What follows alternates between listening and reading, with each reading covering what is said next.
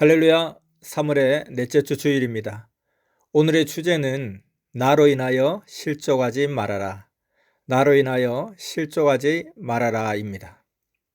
이 말씀은 구약, 신약, 현재까지 이 시대마다 아주 중요한 말씀입니다. 오늘 말씀 본문 성구 누가복음 7장 23절 말씀, 누구든지 나를 인하여 실족하지 아니하는 자는 복이 있도다 하시니라 했는데요. 이 말씀을 하기 전에 바로 이전 성구인 세례요한의 것부터 먼저 들어보겠습니다. 누가복음 7장 18절에서 22절 말씀입니다. 요한의 제자들이 이 모든 일을 그에게 고하니 요한이 그 제자 중 둘을 불러 주께 보내어 가로되 오실 그이가 당신이 오니까 우리가 다른 일을 기다리오리까 하라 하매 저희가 예수께 나와 가로되 세례 요한이 우리를 보내어 당신께 말하기를 오실 그이가 당신이 오니까 우리가 다른 일을 기다리오리까 하더이다 하니 마침 그 시에 예수께서 질병과 고통과 및 악귀 들린 자들을 많이 고치시며 또 많은 소경을 보게 하신지라 대답하여 가라사대 너희가 가서 보고 들은 것을 요한에게 고하되 소경이 보며 안전뱅이가 걸으며 문둥이가 깨끗함을 받으며 귀머거리가 들으며 죽은 자가 살아나며 가난한 자에게 복음이 전파된다 하라. 아멘. 세례 요한은 헤롯 왕의 이성 문제를 지적하여 옥에 갇히게 되었습니다. 세례 요한이 옥에 갇히기 전에 주를 증거할 때는 예수님에 대해 실족하지 않았습니다. 그런데 옥에서 고통을 받으니 그로 인해 예수님에 대해 실망하고 실족했습니다. 그래서 자기 제자들을 예수님께 보내어 오실 자, 곧 메시아가 당신이냐고 제자들을 통해 물었습니다. 이를 두고 예수님은 말씀하시길 구약에서 메시아가 오면 행한다고 했던 것을 지금 내가 하고 있다고 전해라. 안전뱅이와 문둥이와 귀머거리 등 각종 병을 고치고 신앙의 불구자와 눈먼자를 다 고치고 있다고 전해라. 메시아가 오면 한다고 한 것을 지금 다 하고 있다고 요한에게 전해라. 그동안 요한은 내 앞에 와서 뭘 외치고 다녔냐 하셨습니다. 증거자가 핵을 알고 전해야지 분명히 모르고 증거하면 자신이 증거자인데도 주를 제대로 모르니 실망합니다. 그래서 목숨을 걸고 외쳐도 주가 뭘 하러 왔는지 알고 외쳐야 합니다. 아무리 목숨을 걸고 외쳐도 주가 뭘 하러 왔는지 알고 외쳐야 된다는 것입니다. 믿습니까? 구약에서 그가 오면 가난한 자, 병든 자를 고쳐준다 했습니다. 그리고 예수님은 오셔서 그 구약의 예언대로 그 시대 신앙의 소경들, 진리의 소경들을 눈뜨게 해주시고 또 각종 신앙의 병들을 치료해 주셨습니다. 그러면 신약에서는 그가 다시 오면 어떻게 한다고 했습니까? 신약 때 예수님은 말씀하시기를 내가 다시 올 때는 마태복음 25장 말씀대로 신랑으로 와서 예비된 신부를 맞고 하나님의 뜻을 편다고 하였습니다. 이렇게 새 시대에 오는 자는 구실에 하나님의 약속을 이루러 와서 그 일들을 하나님과 함께 행합니다. 그런데 모르니 실망하고 불신도 합니다. 신앙의 소경들은 눈을 못 떠서 넘어지고 낙심하고 실종하고 실종됐습니다.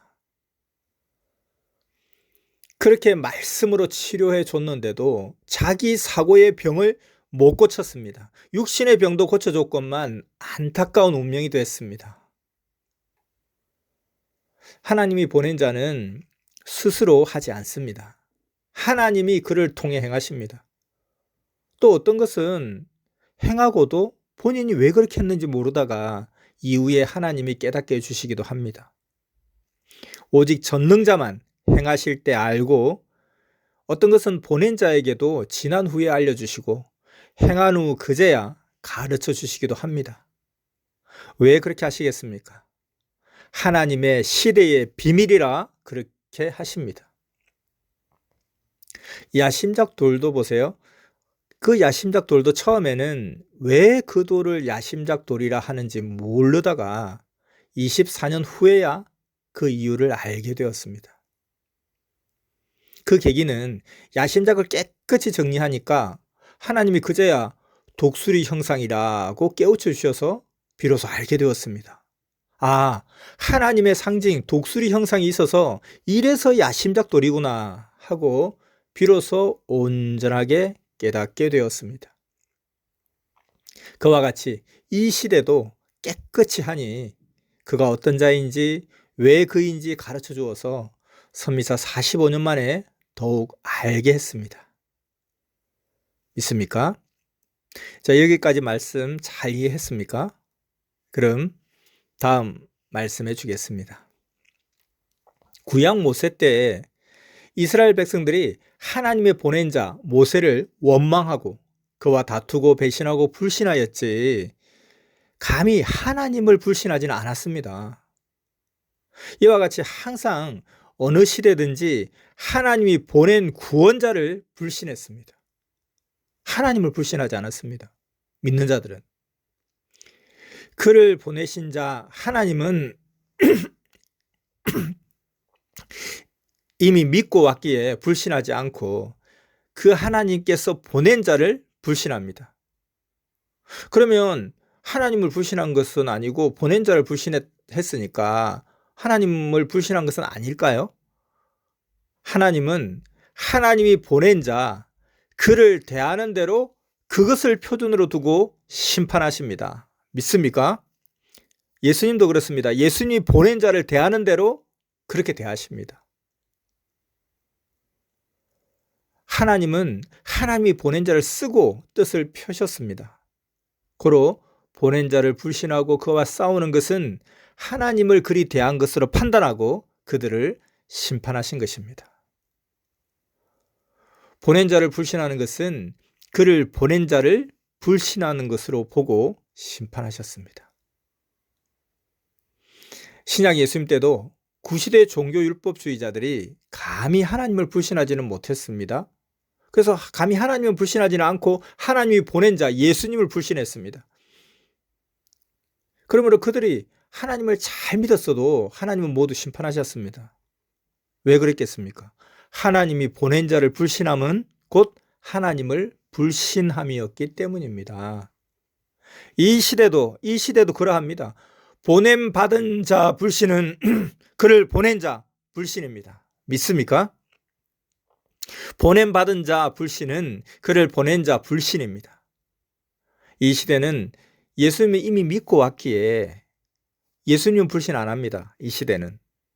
항상 자신들이 하나님, 성령님, 예수님을 절대 믿고 살았기에 감히 불신을 안 합니다. 그런데 하나님, 성령, 예수님이 보낸 자는 불신합니다. 그런데 그를 불신하면 그 보냄 받은 자를 불신하면 아무리 하나님과 예수님과 성령을 잘 믿어도 뜻을 펼 수 없습니다. 왜 그렇습니까? 보냄 받은 자를 불신함은 그를 보낸 자를 불신함이기 때문입니다. 고로 하나님도 예수님도 성령도 그들을 통해서는 절대 뜻을 못 펴십니다. 알겠습니까? 자, 이것을 또 축소해서 보면 선미사 안에서도 선생은 믿습니다. 그러나 선생이 보낸 자는 불신합니다. 그럼 보낸 자를 통해 뜻을 펼 수가 없습니다. 그러니 심정이 상하죠. 무지 속의 상극입니다. 결국 끊어집니다. 행한 대로 이같이 심판을 이미 받아왔습니다. 항상 심판의 기준은 보낸 자입니다. 그를 표준하여 심판하십니다. 그를 통해 구원 역사를 하시기 때문입니다. 여러분들도 그 심정을 겪어봤죠. 자기가 보낸 자는 제2의 자기입니다. 그를 통해 일하려고 하는데 그를 몰라주면 일을 못하는 거죠. 그러면 자기를 불신한 것으로 보고 대하게 됩니다. 어느 시대나 하나님이 보낸 자를 대하는 대로 대해 주셨습니다. 왜냐하면 하나님은 보낸 자를 자기 육으로 쓰시기 때문입니다. 그 육을 통해 하나님이 계획한 약속한 뜻을 펴시기 때문입니다. 그러므로 시대 표상자, 보낸 자에게 고통을 주면 그 민족도 그 행위대로 받습니다. 하나님이 고통을 주고 그 수고가 헛되게 하십니다.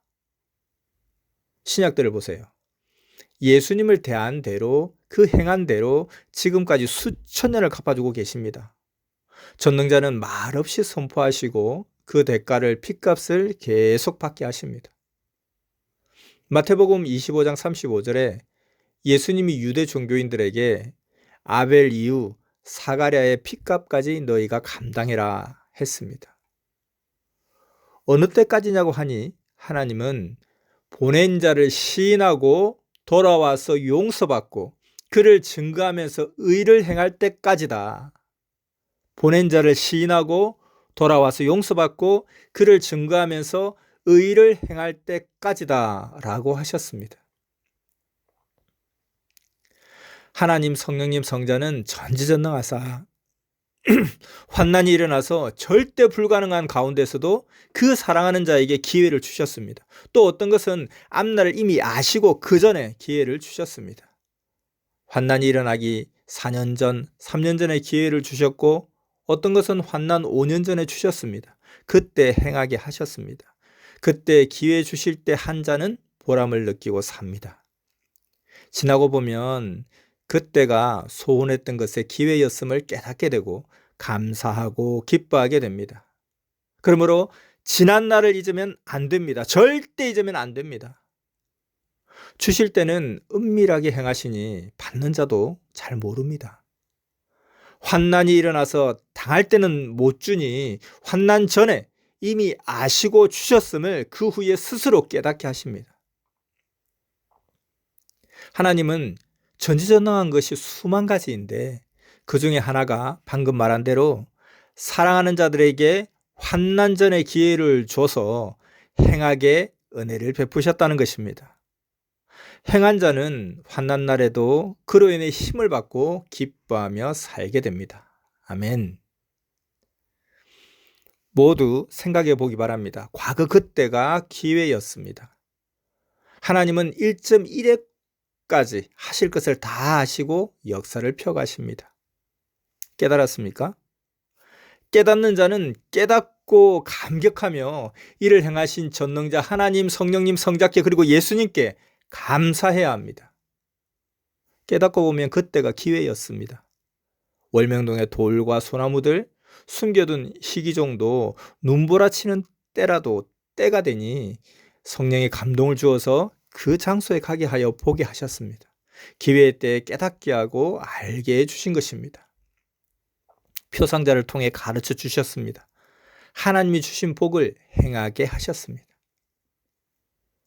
의인들에게는 그때그때마다 행할 것을 행하게 하시고 그 후 환난날에 깨닫고 감사 감격하며 이를 기적으로 행하게 하신 하나님께 영광을 돌리게 합니다. 그러므로 이것을 깨닫는 것이 은혜입니다.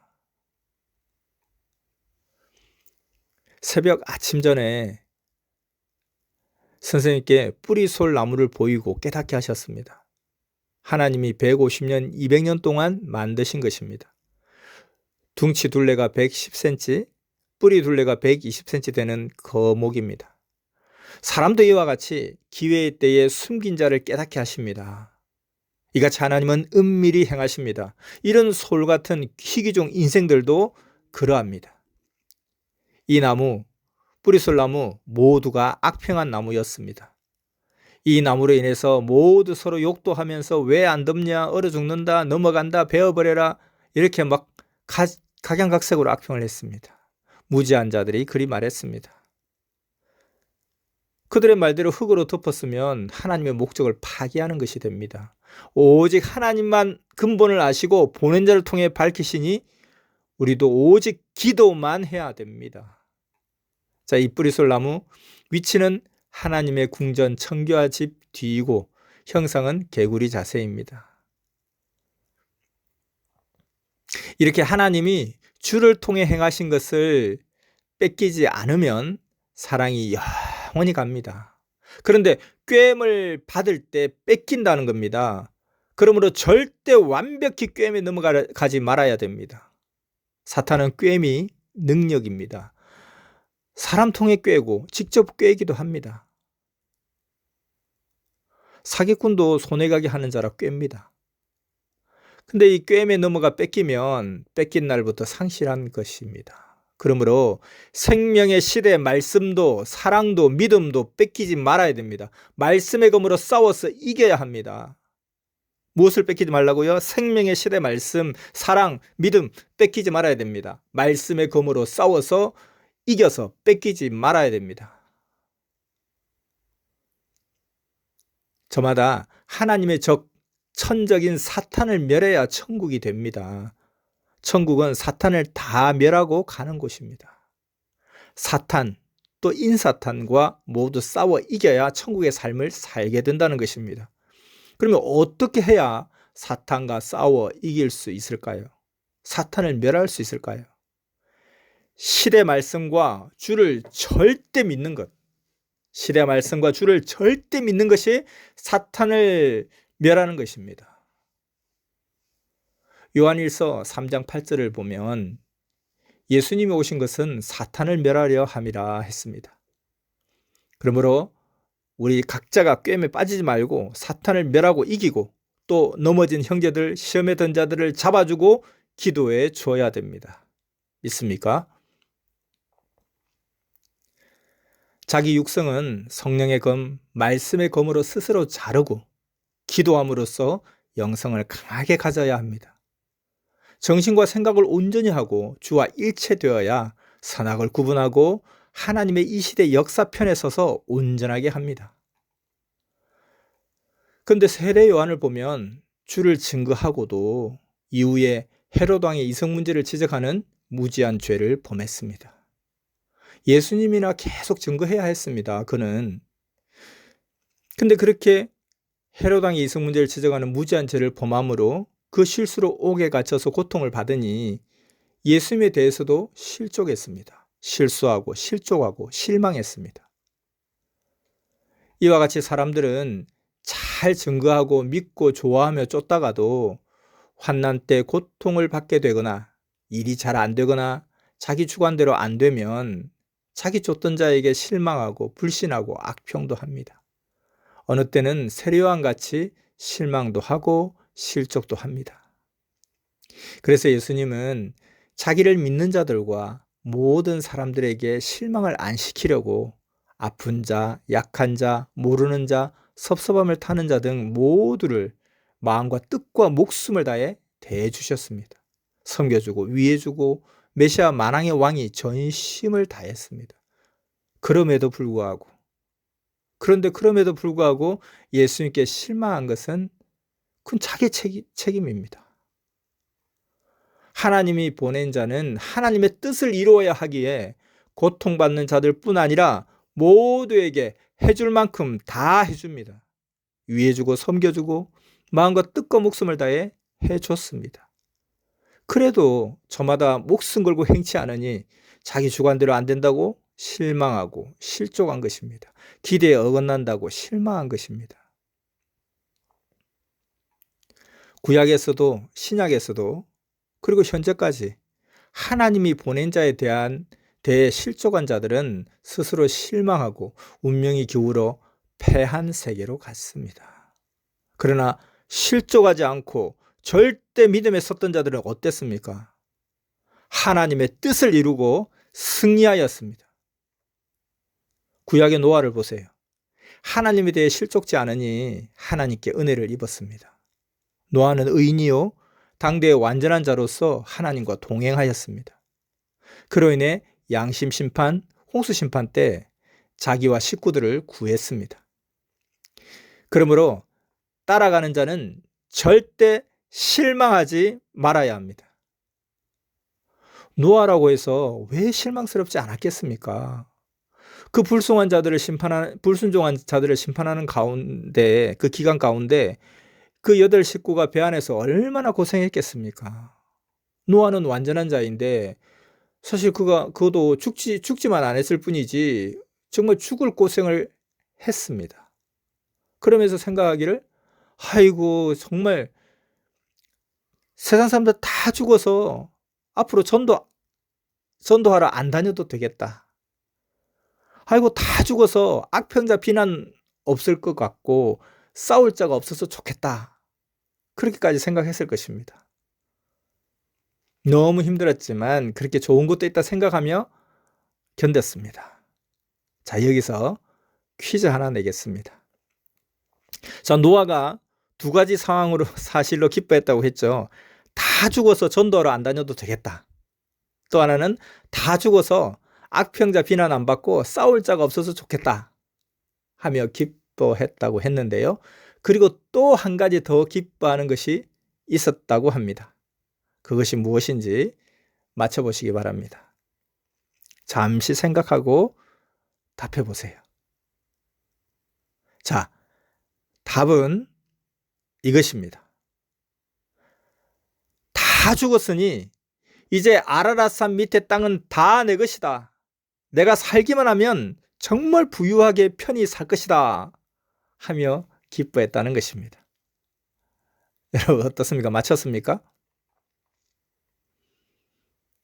노아는 크게 악을 멸해서 기뻐했고 또 땅을 차지하게 되었으니 기뻤습니다.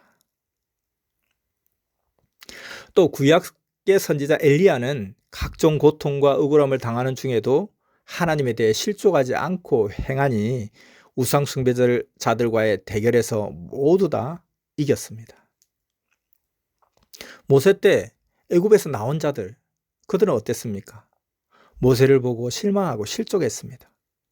자기들의 잘못을 모세에게 돌렸습니다. 그리고 원망했습니다.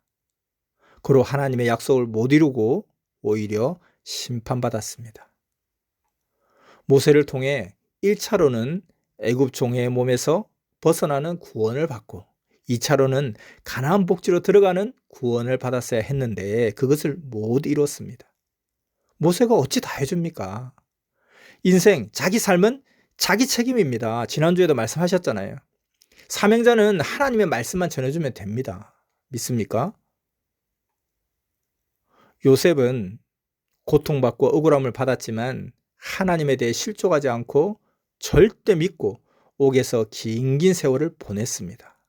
그러니 하나님이 옥에서도 계속 축복해 주어 거기서 만날 자인 왕의 술 맡은 관원장을 만나고 그로 인해 하나님의 뜻을 이루게 되었습니다. 옥에서 나와 왕 앞에 인도를 받고 그 시대 왕의 꿈을 풀어주고 애굽의 총리가 되었습니다. 다윗 왕도 그렇게도 사울 왕에게 고통을 받아도 하나님께 실망하지 않고 실족하지 않았습니다. 결국 사울은 죽고 하나님은 다윗을 계속 축복해 주셔서 40년간 이스라엘 민족을 잘 다스렸습니다. 이같이 구약의 선지자들 모두도 절대 환난 중에도 하나님께 실망하지 않고 믿고 행하여서 승리했습니다. 예수님 때도 그 제자들은 예수님이 그렇게 고통받는 것을 봤어도 자기들이 순교하기 직전까지도 실족하지 않고 예수님을 절대 메시아로 믿고 구원받았습니다. 그리하여 신약 2000년 역사를 당세에 완전하게 해놓았습니다. 그러므로 우리가 지금 이때 어떠해야 되겠습니까? 이 시대도 모두 선생으로 인해 절대 실족하지 말고 절대 하나님, 예수님, 성령께도 서운해 말고 어떤 일에도 실족하거나 낙심하지 말아야 됩니다. 그리고 전도해야 될 이때 전도에 집중해야 됩니다. 그런데 자기가 할 사명도 아닌데 선생 문제에 껴서 헛소문만 키워내는 자가 있습니다. 또 거기에 계속 귀를 기울이는 자가 있습니다. 모두 행한 대로 받습니다. 자기 일이나 확실하게 해야 됩니다. 믿습니까?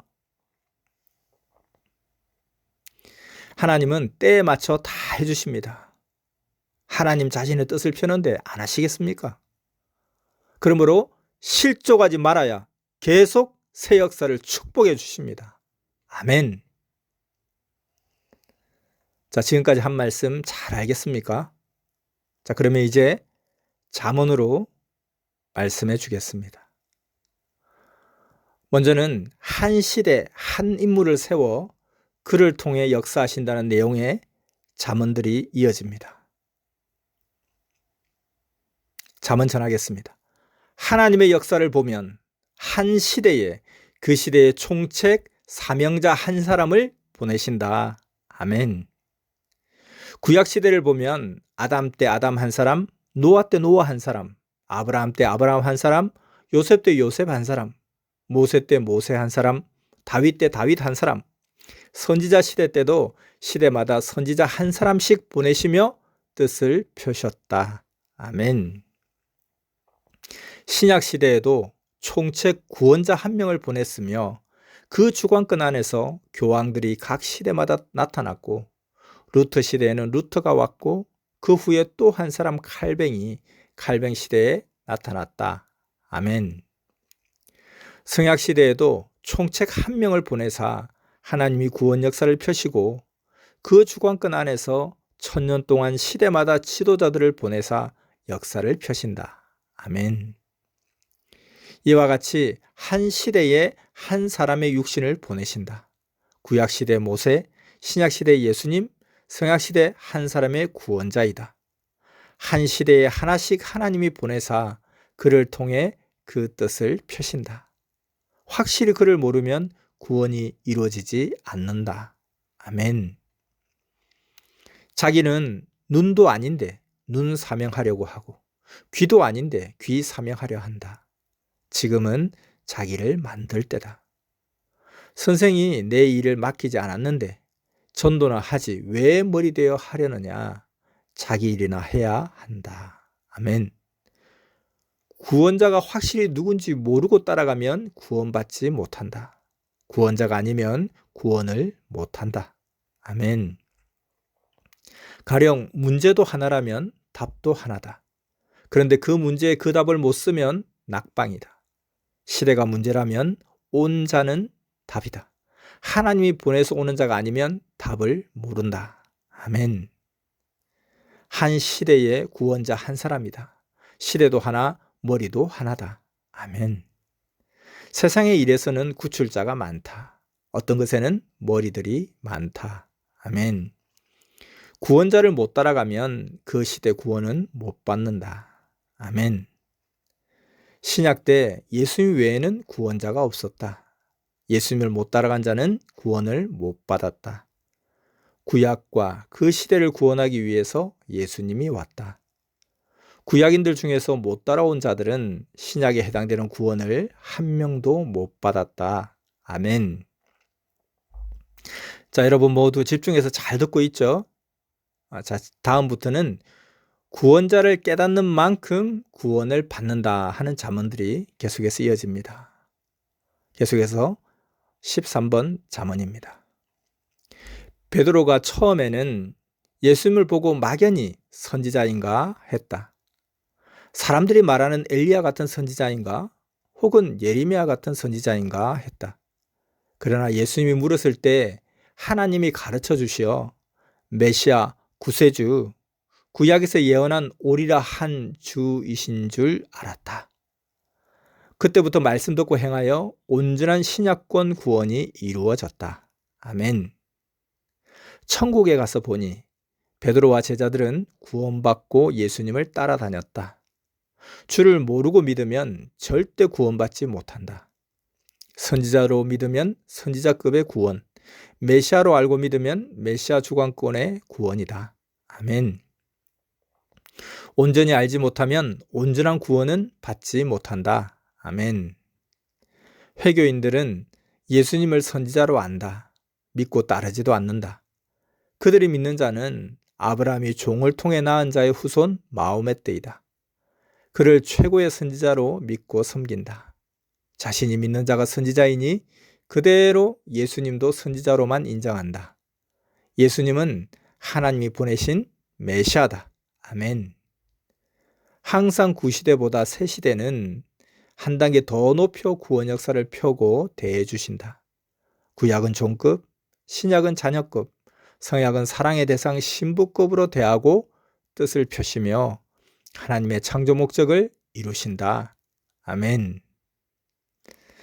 자, 다음 잠언부터는 시대급마다 영계가 형성되고 형성된 만큼 구원받는다는 잠언들입니다.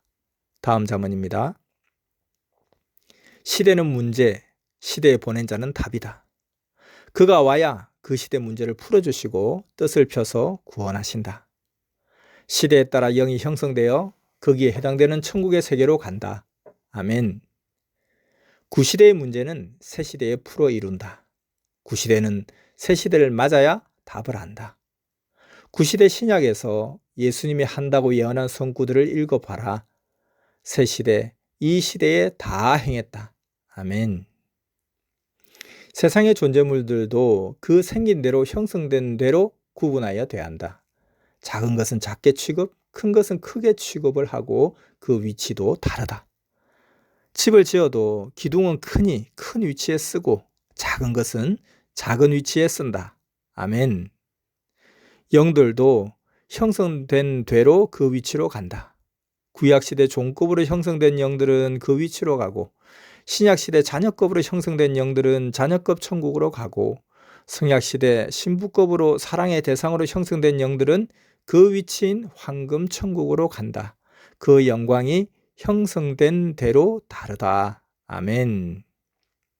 월명동 한자리에 쌓은 돌들도 크고 작고 그 위치도 다르고 각각 받는 영광도 다르다. 자, 여러분 계속해서 잘 이해하고 있죠? 이제 마지막 몇 개의 잠언이 남았으니 더욱 집중해서 잘 듣기 바랍니다. 23번 잠언입니다. 각 지체들은 자기 존재로만 하려고 한다. 귀는 들으려고만 하고 눈은 보려고만 하고 입은 말만 하려고 하거나 먹으려고만 한다. 이외에 다른 각 지체들도 자기가 존재하는 대로 만족을 얻으려 한다. 머리가 제대로 다스려야 한다. 그냥 두면 자기 주관의 지체가 된다. 아멘. 이와 같이 육은 육만 위에 하려고 하고 영은 영만 위에 하려고 하고 혼은 혼만 위에 하려고 한다. 모두 하나님이 주신 주의 말씀으로 절대 잡고 다스리며 살아야 된다. 영원한 것을 위해 해야 된다. 아멘. 하나님은 우주와 이 지구를 만들고 만물을 만들어 주셨다. 그리고 하나님이 돕고 주가 돕고 성령이 돕는다. 인간은 그 값을 100분의 1도 못하고 죽는다. 하나님께 그 값을 어떻게 하느냐고 하니 구원받은 자들이 나 하나님의 나라에 와서 영원토록 섬기고 사랑하고 살면 그 값이 된다 하셨다. 아멘. 저마다 이 땅에 살 때 전능자 하나님을 사랑하고 기뻐하며 그 사랑의 대상이 되어 살면서 그 값을 해야 된다. 아멘. 자, 이제 마지막 잠언 하나 남았습니다. 마지막 잠언입니다. 하나님과 주를 사랑하고 살면서 천적 마귀들, 인사탄들을 완전히 소멸하고 살아야 된다. 주는 마귀를 멸하려 오신다. 아멘. 잠언까지 모두 마쳤습니다. 오늘은 나로 인하여 실족하지 말아라, 즉 실망하지 말아라 라는 주제로 말씀해 주었습니다. 하나님은 자신의 역사이니 더 잘되게 하시려고 항상 사람이 이해할 수 없는 방법으로 하십니다. 믿습니까? 그러므로 절대 믿고 행함이 절대 영원한 축복입니다. 하나님의 생각은 하늘이 땅보다 높은 같이 높습니다. 하나님의 생각으로 행하시니 절대 낙심하지 말고 실족하기 말기를 바랍니다. 선생이 못해도 항상 하나님이 선생을 통해 행하십니다. 때로는 선생 모르게 이미 선생의 몸을 가지고 행하여 오시기도 했습니다. 그러니 절대 하나님 마음에 들게 100% 믿어 드려야 됩니다. 여러분 모두 그리 행하고 그릇되게 인식하지 말아야 합니다. 믿습니까? 하늘 말씀, 생명 말씀에 아멘하며 화답하고 그 말씀대로 살겠다고 결심하는 여러분 모두에게 주 하나님과 성령의 사랑과 주 예수의 사랑이 충만하기를 축원합니다. 아멘. 말씀 마쳤습니다.